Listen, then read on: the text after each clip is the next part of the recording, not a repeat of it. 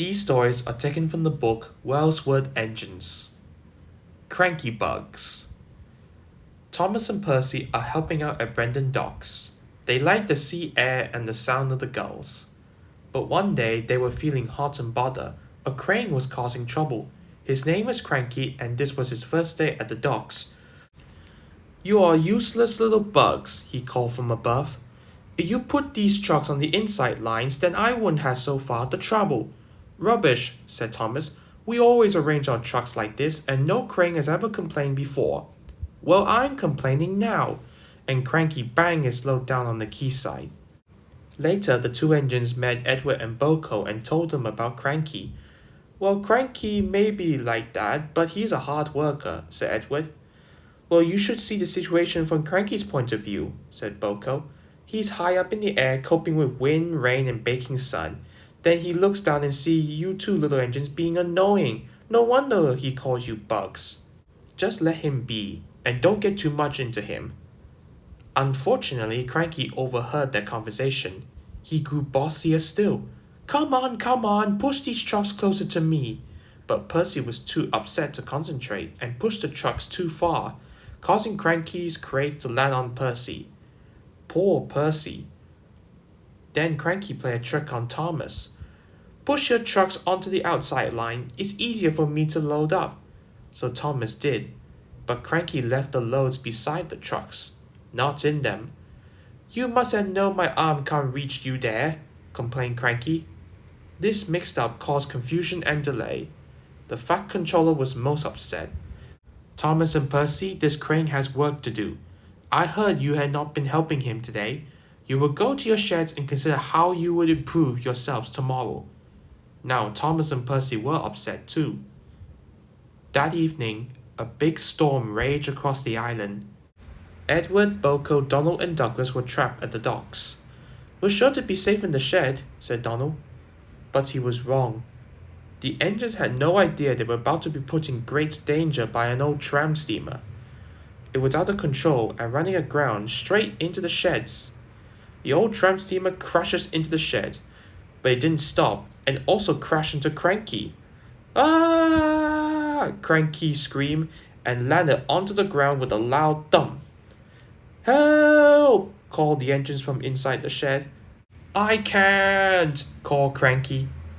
When the storm was over, the Fat Controller rushed to the scene of destruction. "Thomas and Percy will help you, and then you can help the engines," he called to Cranky. "Oh, please hurry," called Cranky, "and tell them I'm sorry I was rude to them." "So it was you," mumbled the Fat Controller. "I owe those engines an apology." Thomas and Percy soon came to the rescue, and it wasn't long before Cranky was upright again and clearing the wreckage. "At last all the engines are free." "Oh, thank you," said Edward. "What would I done without you?" "Well, I had to be rescued before I could help you, but I never thought it would be by a couple of, but... Cranky was about to say bugs, but he quickly corrected himself. "Small engines, thank you. I never be rude again. However, you two mites are in my way, so move over." "Pa," said Percy, "he's back to bugging us." "Don't move, you're still attached to Cranky." But it was too late, and Cranky landed on the rails once again. Cranky still looks down at the two little engines, but ever since that stormy night he never calls them bugs or mites because he knows they might bite back. Double teething troubles.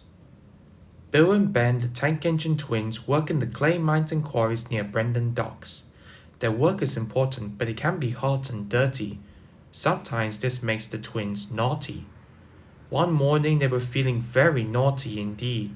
"That's my line of trucks," huffed Bill. "It's not, it's mine," snorted Ben. "Yours is over there." "It's mine, it's not, it's mine, it's not." Their friend Boko was worried. "Stop quarreling, you two, or the only thing you have left to share is..." trouble. Bill and Ben ran into each other and derailed. "Silly," snapped Bill. "Silly yourself," grumbled Ben. "Bill and Ben, behave yourselves," said the Fat Controller. "It is clear to me that we need another diesel to help out. There is only one available. He's new and keen to make an impression." "If I were you," whispered Boko, "I'll get back to work right away." Meanwhile, the Fat Controller was having doubts about his own decision. I hope the new diesel doesn't cause even more confusion. He's bound to have teething troubles. And he was right.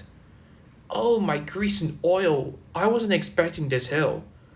Oh, what's that? His wheels spun and then there was trouble. Boko came to the rescue. Sorry, said the diesel. I'm all hot and bothered. I got teething troubles, you know. It's alright, said Boko. I used to have that problem until the fat controller fixed me up and I have no problems at all. By the way, what's your name? My name is Boko. My name is Derek. Nice to meet you, Boko. The news soon spread. Apparently it's teething troubles, confided Donald to Douglas. Hey, you two, this new diesel's got a toothache. Good luck, said Douglas as he went past Bill and Ben. Why does Douglas want to wish us good luck? Asked Bill. Because he knows we'll need it. A diesel with toothache must be the worst diesel of all. Then their manager spoke to them. You will take your loads to the docks and rest there tonight. There's a lot of hard work to do tomorrow. It was dark when the twins reached the docks. They left the trucks by the quay and scurried off to the sheds. You two look glum, sighed Edward. It's the new diesel's fault, replied Bill. He's got a toothache. He hasn't got a toothache, he's got teething troubles. That means he's new and this causes him problems. In his case, it's his cooling system. The next morning, the twins were ready to take a long train away when they heard an unfamiliar horn. Oh no, it's the new diesel! And it was. Hello, my name is Derek. I'll soon sort this train out. You'll take the front and I'll push from behind. Haha, what fun! All went well as they set off. Then they came to a hill. Come on, push harder, you silly diesel, shouted Ben. But Derek couldn't push any harder. And then it happened.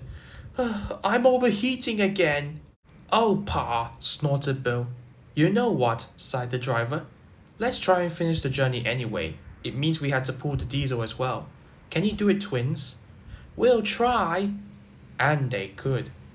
That night, the Fat Controller came to see them. Well done, Bill and Ben. I sent the new diesel back to the works. Can you manage alone? Oh, yes, sir. Boko, whispered Bill. I'm sorry we were rude to you. And, added Ben, the new diesel was quite friendly. And you know what friends do, murmured Duck. Know what? They asked. They always say good night to each other. And so they did, but they still chatted about the diesel and his teething troubles all night long. Buffer bother. The Fat Controller came to inspect Bill and Ben. He found that Bill is in working order. Unfortunately for Ben, his buffers are damaged. You must report to the works immediately for a new set of buffers.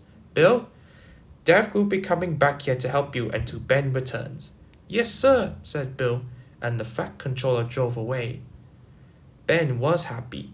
I'm going to get new buffers, he gloated to Bill. Or I should get new buffers too, Bill complained. We're twins, we'll do everything together. But you don't need new buffers for now, Ben teased. You're only getting new buffers because you're so clumsy, snorted Bill enviously. No, I'm not. Yes, you are. No, I'm not. Yes, you are. Will you two stop arguing, said their drivers. Come on, Bill, you got work to do. Ben couldn't wait to get new buffers. Later, Derek arrived and Ben went off.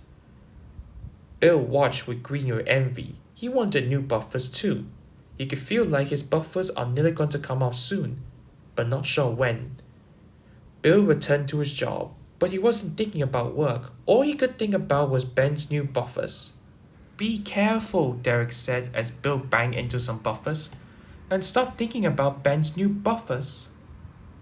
Bill tried thinking about birds. He tried thinking about trees. He tried thinking about anything but Ben and his brand new buffers. It did work for a while. I want new buffers too, he cried out to Derek. Just be happy you're in good working order, said Derek. It's not fair, Bill huffed. The troublesome truck spotted a chance for a tease. Poor Bill, he works, he suffers, while Ben, his twin, gets brand new buffers. This made Bill very cross. I might not have new buffers, he said, but I still know how to biff you lot. No! Derek cried as Bill pushed the long line of trucks out of the clayworks. They were going much too fast and came off the tracks at a bend. Ben puffed into the quarry with his shiny new buffers just in time to hear, "Bust my buffers!" cried Bill. "I think you have," said Ben.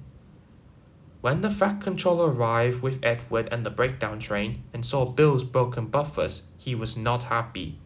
"You have been behaving badly, Bill," the Fat Controller said. "Do you have anything to say to yourself?" "Yes, sir. I'm sorry, sir," said Bill. "Before you get new buffers," the Fat Controller continued, "I want you to think what it means to be a responsible, reliable engine." "Yes, sir," answered Bill meekly. After Bill was put back on the rails, he was sent to his shed. Ben rolled up to him with his new buffers gleaming. "There are nice buffers," Bill said. "Thanks," Ben said. "I'm sorry I teased you." "That's all right," said Bill. "I was naughty too." "Of course you are," said Ben. "We're twins." Edward's Brass Band. Summer is a busy time on the island of Sodor. Holidaymakers had so much to see and do. There are trips to the seaside, balloon rides in the country, and the brass band playing in the park. One morning, Edward was very excited. Bill and Ben were surprised to see Edward in a bright mood. "Your smile is as broad as your smoke box," said Bill. "I'm on my way to pick up the brass band," replied Edward. "The concert is tomorrow night." "Don't crack your smoke box," teased Ben. Edward couldn't wait to hear the brass band play their wonderful music. He was so excited about meeting the brass band that he didn't notice the giant crane. It was unloading a huge ship's boiler. Suddenly, the crane swung the boiler and knocked Edward right off the track. Cranky had been watching. "You useless little engines are always in the way." Poor Edward. The Fat Controller came immediately. "We will take you to the fitters' yard, and Boko will have to meet the brass band instead of you." Edward was sad. That night, a raging storm rolled in. The fitters worked through the night trying to mend Edward. The rain pelted down. Now Edward felt sad and very damp. Morning came and the Fat Controller arrived. "Please, sir," pleaded Edward, "will the fitters be finished soon?" "Not soon enough, and the band can't wait. I'm sorry, Edward. Bertie will take them to the concert." Edward felt worse than ever. Bertie collected the brass band and set off immediately. He bumped cheerfully along the country roads, but there was trouble ahead. Last night's storm had flooded the road. Bertie's driver decided to take a shortcut, but it was very muddy. Bertie's wheels did not like the mud. They scooted, they skated, they slid, they slipped. "I'm stuck," he groaned. Bertie revved his engine, but his wheels spun round and round. He couldn't budge. The brass band were worried. "We mustn't be late for our concert." "Tune up your tuba," cried the leader of the band. "We'll call for help." By now, Edward was mended and hooked up to his coaches. He is collecting people to take them to see the brass band. "I can hear music," said his driver. "That's not music," wheezed Edward. "That's an alarm." And they raced off to the rescue. The musicians were delighted to see their old friend. So was Bertie. "I'll get you to the concert in time," Edward cried. "Thank you," said the worried bandsman. That night, the concert was a great success. Everyone loved the music, especially Edward.